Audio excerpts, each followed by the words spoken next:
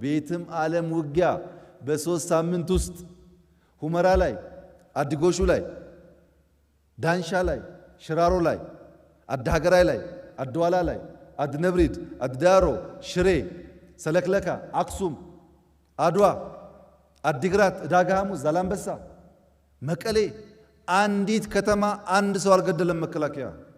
የማንም ሀገር ወታደር ቢሆን ከዚህ በለጠ ብቃት ማሳየት አይችልም። በጣም ዲሲፕሊንድ ጀግና ወታደር ነው ያለን።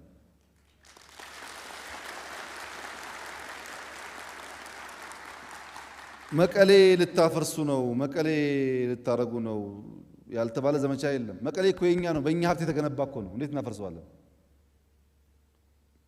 አንድ ሰው በመቀሌ ኦፕሬሽን አንድ ሰው አደጋ አልደረሰበትም። ስፔሻል ፎርስ ስፔሻል ሰርጀሪ የሰራው ነገር ግን ጥያቄዎች ይነሳሉ። ለምን ስፔሻል ፎርስ ብቻ? ለምን አየር ኃይል ብቻ? ሜካናይዝድ ለምን አልሰራችሁም የሚል ጥያቄ ደግሞ ይነሳል። ምክንያቱም ሰው መጠየቅ አይቸገርም፣ መስራት ነው የሚቸገረው። ሜካናይዝድ መስራት ያልቻልንበት ምክንያት ብር ይፈልጋል ወገኖቼ። አንድ ታንክ ስንት እንደሆነ ታውቁታላችሁ ገንዘቡን። ያን ሁሉ ሀብት አሁን ባለንበት ሁኔታ መፈጸም ያስቸግራል። ነገር ግን ይሄ ጁንታው ሰርቆ ከመከላከያ ሰርቆ የሚጠቀምበት ሚሳኤል ሮኬት እጥፍ ቁጥር የሀገር መከላከያ ሚኒስቴር አለው። ከፈለጋችሁ ዛሬ ማጎብኘት ትችላላችሁ። እኛ እጥፍ ቁጥር ካፓሲቲ ላይ እነሱ አያውቁም። እንዳልኳችሁ ስለሆነ ከስፔሻል ፎርስ ጋር የተገነባ ስለሆነ አንድም ሮኬት ትግራይ ክልል አልተኮስንም። አንድ ሮኬት በቁጥር እጥፍ ነው ያለን። ማን ላይ ነው ሮኬት የምንተኩሰው? ሮኬት ማለት በኪሎ ሜትሮች ሳታየው ሄዶ የሚወድቅ ነገር ነው። ማን ላይ ምን እንደሚያመጣ አይታወቅም።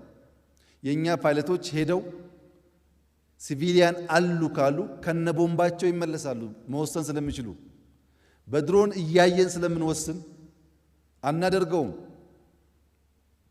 በሮኬት ግን ሰው እስላም ለመባል ጣቂያ ያደርጋል፣ ክርስቲያን ለመባል የሆነ ነገር ያደርጋል።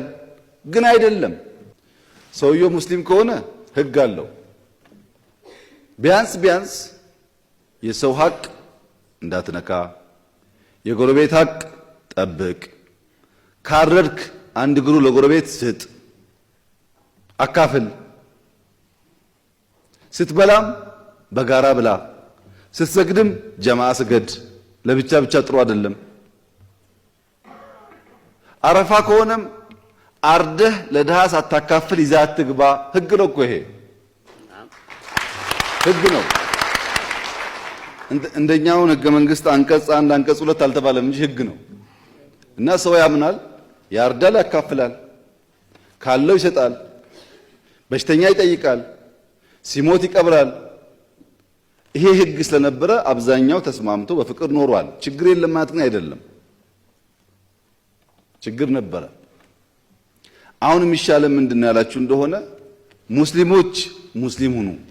ሙስሊም ከሆናችሁ በቂ ነው። ክርስቲያኖች ክርስቲያን ሁኑ። ክርስቲያን ከሆናችሁ በቂ ነው። ክርስቲያን ግደል አይልም፣ ሙስሊም ግደል አይልም። ስረቅ አይልም፣ ሁለቱም ስረቅ አይልም። የሰው ሀቅ ውሰድ አይልም።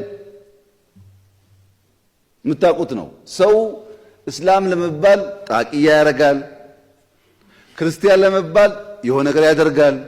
ግን አይደለም። ቢሆን ኖሮ እንዴት ሶማሌና አፋር በጥይት ይገዳደላል? አይፈቅድማ። እስልምና አይፈቅድም። እሱ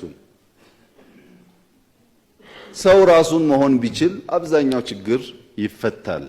አሁን ያለንበት ፈተናም በዚሁ አግባብ ቢታይ